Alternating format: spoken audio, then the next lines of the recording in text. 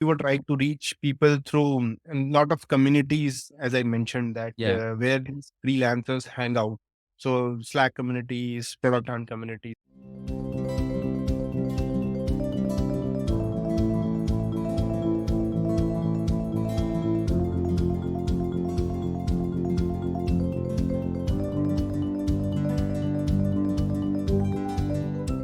So what is that one thing that really worked for you at that stage? I mean, obviously you were offering your product for free, but how did all of these potential users, started knowing that? What channel really worked? Did you launch it anywhere? Makes sense. All right. So now let's go back to that, December 2020, right? So when you just started, right? So just talk about, that initial stage.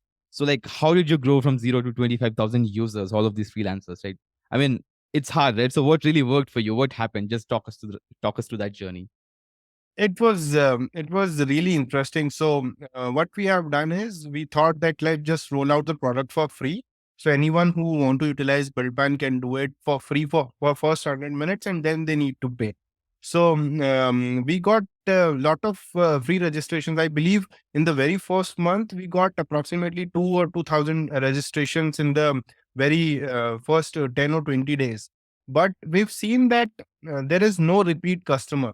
Then at the back end, when we tried to check, there were a lot of people who what they were doing is they were not connecting their GitHub account. They were making Okay. another email ID and were checking. Then we have given them. And then we kept a check at the back end that you have to connect your GitHub account, and one GitHub account can only avail that free amount of minutes.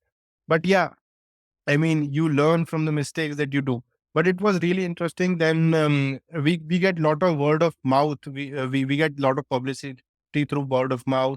Then we have a lot of people. Our sales team is very much active on lot of communities, product hunt communities, where we try to resolve the problems for Sure, mobile sure, sure. So applications. I want to specifically ask you, right? So December 2020, you've got a bunch of freelancers, right? So what is that one thing that really worked for you at that stage? I mean, obviously you were offering your product for free, but how did all of these potential users, started knowing that? What channel really worked? Did you launch it anywhere? What was that one big thing that worked for you then? For social media marketing worked for us. LinkedIn marketing worked for us. So that was the So what were time you when doing exactly there? So how are you reaching out to these users?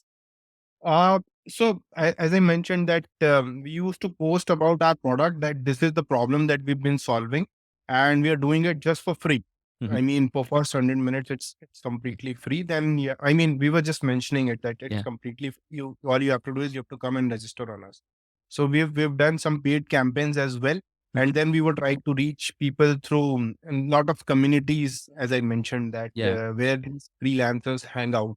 So Slack communities, product hunt communities. So that is what the focus has been. And till date, now we got 25,000 freelancers. All right. So I just want to sort of close this conversation, but I want to quantify it, right? So where did a big chunk of this sort of folks came from? Was it through these paid ads? Was it through these communities? Like, I mean, if you want to sort of pick one, what would you Mostly pick? from communities. Mostly from communities. And you were doing this manually, right? So your team was trying to go through this community, posting all about these new features, all of That's those right. things, right? And since you are That is free, people really sort of attracted to your product, right? Something that's like that. correct. That is correct. Got it. Thanks for watching the B2B SaaS podcast channel. Please make sure to subscribe to the channel here.